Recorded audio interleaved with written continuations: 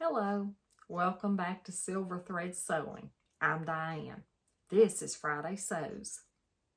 So I'm back on Friday with a short little video to catch you up. I was here on Tuesday with my squeaky chair. It's not squeaking so bad now. I put some wool on it. So hopefully that will help. It was very distracting to me. I know, I don't know about you guys, but it was pretty distracting to me. So Tuesday, I had talked about the blouse patterns and fabrics that I hope to be making up, and I'm wearing the Love Notions Ballad blouse. And I made the short sleeved, gathered shoulder version like I had planned. And I have to say, I say it about all of them, but I really do love this pattern. I decided that I was going to go strictly by the pattern. I was going to do everything it told me to do, trust the measurements and all that. So I did not make a practice garment of this blouse, which is very unlike me. But I had watched some tutorials on it and some videos on the Love Notions page, read some reviews of it, and I felt pretty comfortable in just going ahead and just cutting it out and going on about it. So that's what I did. I cut out a medium through the top part, so through the bust area, from the top to through the bust, I did a medium, and then I graded out to a large at the hips. Now, in hindsight, and after I've tried it on and seen it, and hopefully I'm putting pictures somewhere so you can see that, I think I would have been okay to do a medium throughout because it is fairly loose fitting through the hips, and it has the gathered yoke detail in the back, or the back piece is gathered, I guess you would say, into the yoke, and it's burritoed in, so all the edges are concealed. I did French seams on the sides as the pattern suggested. I went right by the pattern pretty much. I didn't go off on my own little crazy idea at all. I just went right by the pattern. A place or two it would tell you, to skip, like if you're doing the shirred or sheared version with little front yoke, you would do this, but if you weren't, you would skip to a certain page and a certain part, and I went by all that. I didn't have any trouble with any of the steps. It was easily understood. It was very well written, and you can just tell when you get all the the yokes and this button placket in, everything just fit together so well. So I am really happy with the Love Notions patterns that I have made. I've only made, I think this is the second. I'm not sure what the first one was, but I've got 3 or 4 of their patterns, maybe 5. But I'm really, really impressed with them. I used, when I got this finished, it called for the sleeve to be either put in on the sewing machine and serged, put in on the sewing machine, and then you could bind the seam with bias binding. And I don't have my serger back still, the Genome Air Thread. I don't have that back yet. It's still in the shop. It needed the stitch finger replaced, and also something about the air threading replaced. Now, the parts were still under warranty because I've only had that serger a little over a year, just long enough for the labor part of the warranty to be gone, so I'll have to pay labor. So the parts are back ordered, and I don't even have any idea when I'll be able to get that serger back. And I'm really disappointed in that because I went to a lot of expense and trouble to get the air thread because of my eye and because of, I thought it would just make things a lot easier. And it did. When it worked great, and it was quick to thread, and it did a great job. I liked the serger fine, but I don't think that it should have had this major of problems a year in. Anyway, the parts will be covered, but the labor won't. But the parts are back ordered, and they can't tell me when I'm going to get it. So I was able to borrow a Juki MO114D Serger. It's a solid little machine, and I'm very impressed with it so far. I've only done 2 sleeves on it so far, and just what I did to play with it. But I had a really hard time. I went Wednesday. I'll sprinkle a little life in here. I went Wednesday and had my injection for my eye, for my diabetic retinopathy. So Wednesday and Thursday morning, I really couldn't do a whole lot of anything. So Thursday afternoon, I started, the soreness and the irritation and stuff started to get better. So I wanted to get that Serger threaded. Well, it took me quite a little while because I couldn't see the diagram. It has a manual that's very precise, and I watched a YouTube video, one by the Crafty Gemini and one from the Juki website. But on the lower looper, it has a little mechanism that you push a button and it brings out a piece of the machine, and you just loop your thread around that and then let it go back, and all you have to do is put the thread through the lower looper. And it's really simple, but when you're not seeing great, it was a little tricky. Now, I think I'll do okay once I've got it threaded this first time, but I had lights and had my little magnifying glass down. It would have been hilarious to see, I'm sure, because I was just stabbing away trying to get that through the loopers and the needles too. But once I got it in and once I started it, it really did a great job. It's solid. It doesn't vibrate. It's not real loud. And it seems like it's heavy duty enough to where it'll do anything I need to do till I get my other one back. So, couple things about the Ballad. One thing that I did a little bit differently, it told me to put the buttons and buttonholes in before I sewed the sleeves in, I believe. Anyway, I waited to the end because I didn't know what buttons I wanted to use. I had these really cute little pink, they almost look like glass buttons, but I'm sure they're not, but they're so delicate and dainty and look like little flowers. And I had 6 of those, but they were smaller than the 1/2 inch buttons that this called for.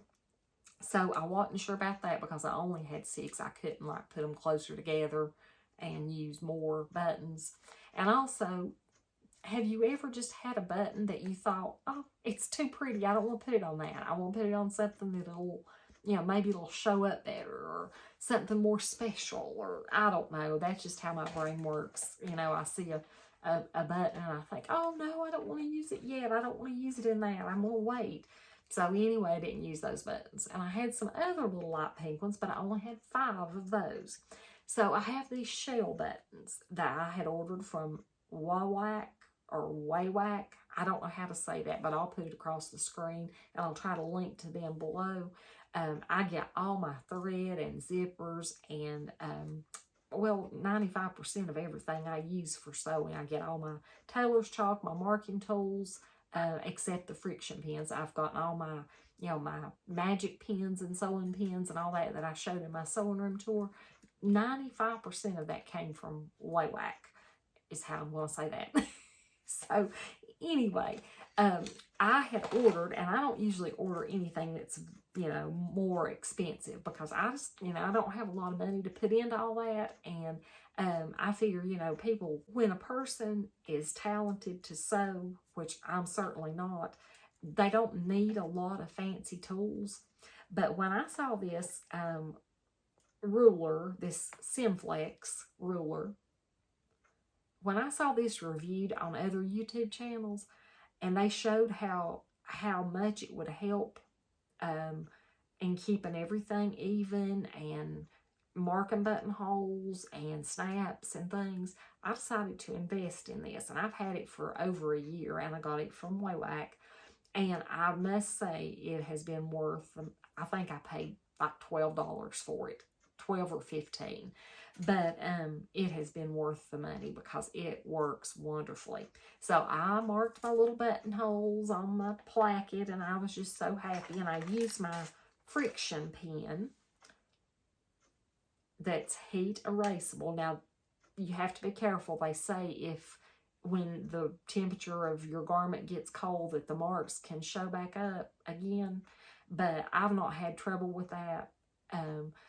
But I figure on buttonholes and buttons and things like that, you know, they're going to be covered up anyway because I stitched over the marks. And then I ran over them with a hot iron, so I don't think, and this fabric's got some black in it, so I didn't worry about that. Anyway, I used my friction pen to mark everything. And I made a practice buttonhole on a piece of this fabric with interfacing, so it would be very similar to the placket. And it worked out fine. I marked where it was going to begin on my FOF 720. It starts at the bottom of the buttonhole and works its way back and does the other end and then comes back down and stops at the end. So I practiced once. It did fine. I opened the buttonhole up. The button fit fine. So I went ahead and marked, you know, I had these marked and I went and made my first buttonhole. Guess what? It was crooked. It was kind of, I had gotten up here on this little part, and it wasn't straight and it wasn't in line with the others quite. It was noticeable. Not by a lot, but it would have bugged me really bad. And I started to say, well, it'll be fine. I'll just do better next time. And then I thought, no, I'm not going to do that this time. So I turned on my light, I got my seam ripper, and I took it out from the back side, got all the little loose threads, and I went back and remarked it and got it in line with the others. And I'm really happy with that. I'm glad that I went to that. It took me about 15 minutes probably just to fool with it. But it was worth the effort, and I really do like the blouse. I love the fabric. And when it came time to cut my buttonholes, in the past, what I would do is take a straight pin and put through the end of the buttonhole, and then take my seam ripper and open it. And that's a little bit terrifying because if you go off one way or another, or you might, you know, rip your seam, the buttonhole seam. So I had gotten this a long time ago, again, from Waywack, and I'm not affiliated with them in any way. Just ask them, they'll tell you. But I have this little, I don't know where to hold it so you can see it, but it's just one of the little buttonhole chisels and the little piece of wood to keep it from going through to your table or your rotary mat or whatever you cut on, because this is very sharp. And I opened my buttonholes with that, and I used the FOF 720. It has a button foot that I bought extra with it, and it has a button feature that drops the feed dogs automatically so it doesn't try to move your fabric. And I put the little button foot on. All you have to do is pretty much line the button up in the center of that little foot and make sure that the holes are the right amount apart, because it does like a zigzag stitch, but it's all in one place.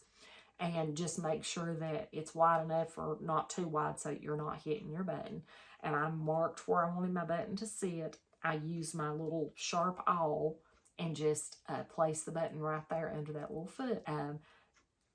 I just love that feature, and I know that probably is the lazy person's way, but it's a lot easier for me personally, because once you get that first one set and you know that your width of your zigzag is right, you know, the rest of them are really quick and easy. And I usually go back and I leave long enough threads that I can kind of knot the threads. And also you can put a little bit of fray check on them. And I do that with my buttonholes as well, just a little bit of fray check. So hopefully I have put some pictures, some better pictures of my Ballad blouse in for you to look at. I hope that, I hope it's showing up okay, and that, you know, you'll be able to see it good. Tuesday, I told you, you know, that I'm going to be working on these tops because I need blouses, and that's exactly what I'm doing. So this one's finished, and I think the next one I'm going to make is the Butterick 6662, and I think I'm going to make this version here in one of the fabrics that I showed you on Tuesday's video, and I'll link to that below as well in case you didn't see the fabrics. But I had a couple of my kind viewers who agreed that this one, the Simplicity 9470, probably would look much better and show up the detail much better in a solid color. So I think I have a kind of a red colored crinkle rayon challis. So I'm going to hunt for that rayon challis in the red, and I think that's what this one's going to wind up being. And I'll probably, I'm definitely going to use one of the fabrics I showed you Tuesday for Butterick 6662 with the little tie in front. So another viewer said they had this pattern and they were going to make it as well. So I hope I get to hear how that goes or see it if they have a channel. But I think that I have yammered on at you long enough, but I hope that that if you get the opportunity, I hope you will make the Love Notions Ballad blouse. I think you would not be disappointed. I think that all the versions are nice. I would like to make some with longer sleeves for the fall. I'm not sure, it doesn't call for a flannel, but I wouldn't mind making one of these in flannel. I'm always using flannel for everything, so I love it. It's warm, it's soft. Who doesn't love flannel?